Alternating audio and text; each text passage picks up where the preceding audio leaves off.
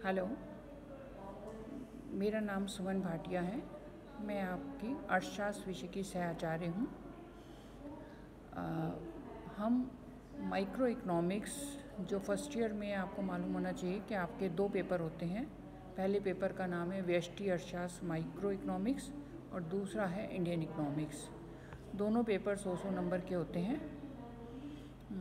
इसी micro economics का एक टॉपिक है सबसे पहले यूनिट के अंदर उपयोगिता संतुलन, उपभोक्ता व्यवहार के अंतर्गत क्रमवाचक उपयोगिता।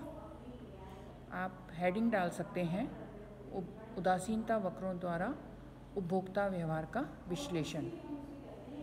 उपयोगिता विश्लेषण इस मान्यता पर आधारित है कि वस्तु की उपयोगिता का गणनावाचक माप संभव है। गणनावाचक माप संभव है, बाद में आना। अर्थात उपयोगिता को गणनावाचक संख्याओं जैसे 1, 2, 3, 4 के रूप में या मुद्रा के रूप में माप लिया जा सकता है, परंतु यह व्यवहारिक नहीं है। ऐसा कोई भी मापदंड इकोनॉमिक्स में नहीं है जिससे हम किसी वस्तु के उपभोग से प्राप्त होने वाली संतुष्टि को व्यक्त कर सकें।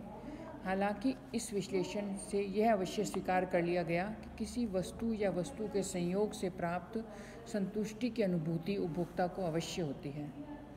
मार्शल के विश्लेषण में अनेक कमियां होने के कारण आधुनिक मांग सिद्धांत यह समझने के लिए कि कोई उपभोक्ता आर्थिक चुनाव कैसे करता है, एक विश्लेषणात्मक दृष्टिकोण का प्रयोग करता है जिसे तटस्थता वक्र विश्लेषण या उदासीनता वक्र विश्लेषण कहते हैं।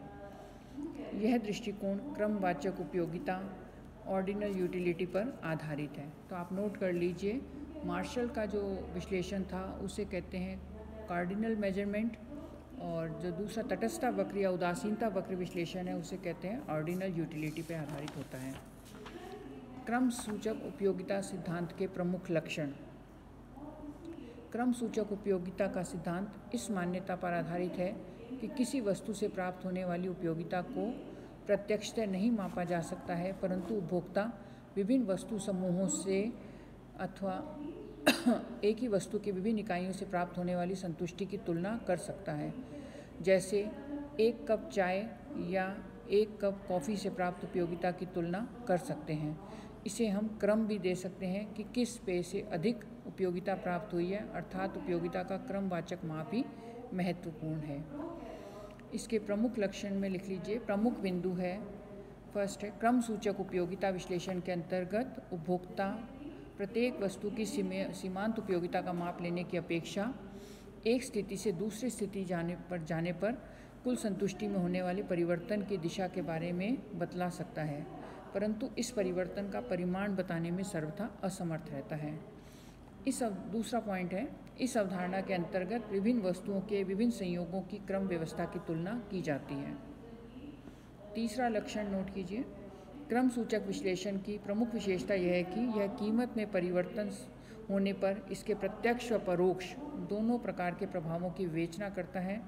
इसके कारण वस्तुओं के मध्य पूरकता तथा स्थानापन्नता का बोध होता है। इसके साथ ही कीमत परिवर्तन से उपभोक्ता की वास्तविक आय के परिवर्तन को ज्ञात किया जा सकता है।